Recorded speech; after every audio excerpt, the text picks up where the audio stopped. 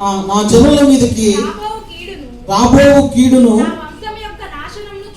నా వంశం యొక్క నాశనమును చూసి నేను ఎలాగూ సహింపగలనని మనవి చేయగలను. చాలు.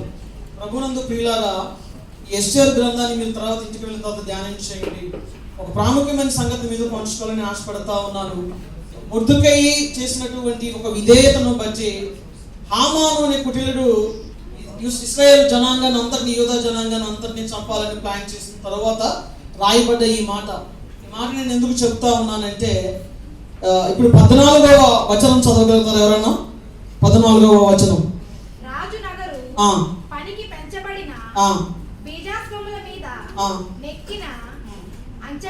అంచగండ్రు రాజు మాట వలన ప్రేరేపింపబడి అతి వేగముగా బయలుదేరి అనే మాట కనబడుతుంది పిల్లలు.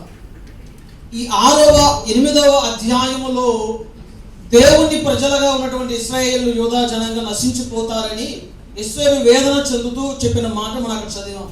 ఇప్పుడు ఆ నాశనం నుంచి తప్పించబడడానికి రాజు తన ఉంగరాన్ని ఎస్సేరు రాణికి ఇచ్చి, ఆల్రెడీ మీరు 8వ వచనం చూసుకుంటే నేను ఒక శాసనాన్ని ఇచ్చేసాను.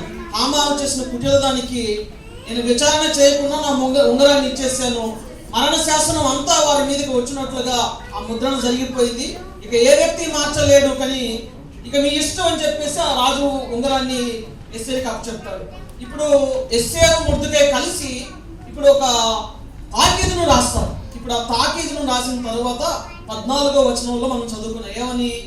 వారు బీజవాక్షముల మీద అంచగాండ్రు రాజు మాటకు ప్రేరేపింపబడి అతి వేగముగా బయలుదేరారనే మాట కనబడతా ఉంది.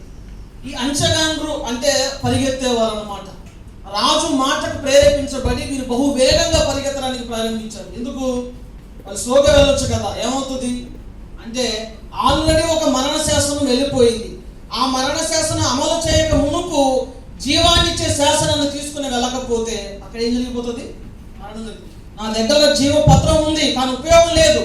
ఈ జీవపత్రం మరణ శాసనం అమలు చేయక మునిపే తీసుకుని వెళ్ళాలి కనుక బహు వేగంగా అక్కడ ఉన్నటువంటి అంచగాండ్రు పరిగెత్తారని లేఖనం చెబుతా ఉంది. ఈ దినాల్లో మనందరూ దేవునికి బిడ్డలుగా పిలువబడుతున్న మనందరికీ తెలిసిన మాట. నేను త్వరగా రెఫరెన్స్ ఏం చెప్పను, కానీ అన్న ప్రార్థన చేశాడు. సంగీతం ఆల్రెడీ క్లోజింగ్ లో ప్రార్థన చేశాడు. ఏమని చేశాడు? మనందరికీ అప్పచెప్పబడ్డ బాధ్యత ఒకటి ఉంది, సువార్త అనే మాటను ఉపయోగించండి కదా.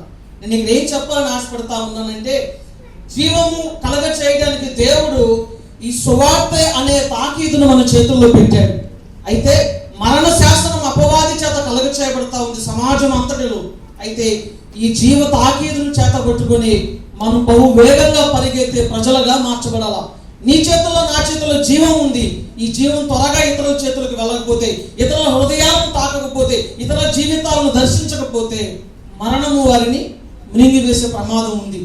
ఈ జీవిఎస్ గ్లోబల్ విజన్ స్కూల్ అనేది ఏం చేస్తా ఉందంటే, మనము సువార్త ఎలా చేయాలా, ఇతరులకు మనం నివసిస్తున్న ప్రదేశంలో, మనం చేస్తున్న ఉద్యోగ ప్రాంతంలో ఎలా సువార్త ప్రకటించాలా అన్న విషయాలను ఒక 8 వీక్స్ ట్రైనింగ్స్ లో మనకు నేర్పుతారు పిల్లల. ఇది కేవలం హౌ టు డూ ఇవాంజలిజం అన్నది మాత్రమే. హౌ టు డూ ఇవాంజలిజం, సువార్త ఎలా ప్రకటించాలా అన్న సంగతిని ఒక 8 వీక్స్ ప్రోగ్రామ్స్ లో చేస్తారు. ఇది ఆల్రెడీ దుబాయ్లో అయితే ఇంగ్లీష్లో జరుగుతుంది. తెలుగులో మే నెలలో కూడా కొన్ని సెషన్స్ ఉన్నాయి అన్నమాట. ఆ తర్వాత కంప్లీట్ ప్రోగ్రామ్ని 8 వీక్స్ ప్రోగ్రామ్ని వాళ్ళు డిక్లేర్ చేస్తారు. 7, 8 and 9 ఈ 3 తారీఖుల్లో ఇండియాలో తెలుగులో ప్రారంభం అవుతా ఉంది. దీని తర్వాత వాళ్ళు షెడ్యూల్ ప్లాన్స్ ని డిజైన్ చేస్తారు. దేవుని జీవపు తాకీదు అనుభవిస్తున్న నేను ఈ తాకీదుని వేరొకరికి అందించకపోతే, ఈ సువార్తను వేరొకరికి అందించకపోతే వారు మరణిస్తారన్న సంగతిని మనం జ్ఞాపకం పెట్టుకుందాం. నేను ఒకే ఒక వచనాన్ని చెప్పి ముగించేస్తాను ప్రియులారా. దయచేసి అపోస్తుల కార్యాల గ్రంథంలోనికి మనం వెళ్తే, అపోస్తుల కార్యాల గ్రంథంలోనికి వెళ్తే ప్రియులారా, 8వ అధ్యాయం 28వ వచనాన్ని చూస్తే, ఫిలిప్పు ఆత్మ చేత ప్రేరేపించబడిన తర్వాత అక్కడ వాడిన మాట ఏంటంటే, ఫిలిప్పు దగ్గరకు పరిగెత్తుకుని పోయి అనే మాట కనబడతా ఉంది. అంతకంటే పై వచనంలో, అప్పుడు ఆత్మ ఫిలిప్పుతో నీవు రథము దగ్గరకు పోయి దాన్ని కలుసుకున్నామని చెప్పాను. ఫిలిప్పు దగ్గరకు పరిగెత్తుకుని పోయి అనే మాట కనబడతా ఉంది. ఫిలిప్పు నిదానంగా నడవచ్చు కదా, దేవుడు రథం ఆపేయచ్చు కదంటే ఆయన ఆపడు.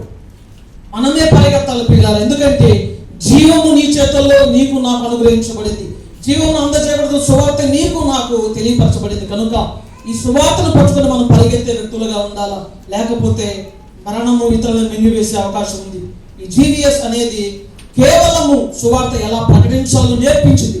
మనలో చాలా మందికి కొన్ని విషయాలు తెలియక మనం ఆలస్యం చేస్తా ఉన్నాం.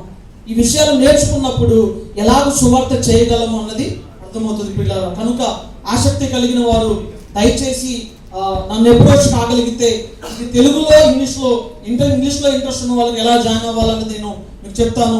తెలుగులో అయితే దాన్ని కూడా తెలుగులో ఎప్పుడు కనెక్ట్ కావాలో కూడా నేను చెప్తాను. కనుక దయచేసి మీ చేతుల్లో ఇవ్వబడే జీవపు తాకీదులు మరణ శాసనం అమలు చేయబడుతున్న ప్రజల జీవితాల నుంచి తప్పించడానికి మీరు ఆసక్తి కలిగి ఉన్నట్లయితే, అది నా బాధ్యత అని మీరు గుర్తించగలిగితే దయచేసి ప్రార్థించండి మొదట మీరు, తర్వాత ఆ పని చేయడానికి మీరు ముందుకు రండి.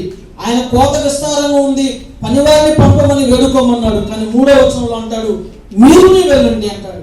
కనుక మనం ప్రార్థిద్దాము, ప్రభు కృప చూపితే వెళ్ళే ప్రజలుగా మనం ఉందాం. దేవుడి కొద్ది మాట మన ఎన్నికలు దీవించును గాక. ఆమేన్. అందరూ లేచి నిలబడినట్లయితే మనము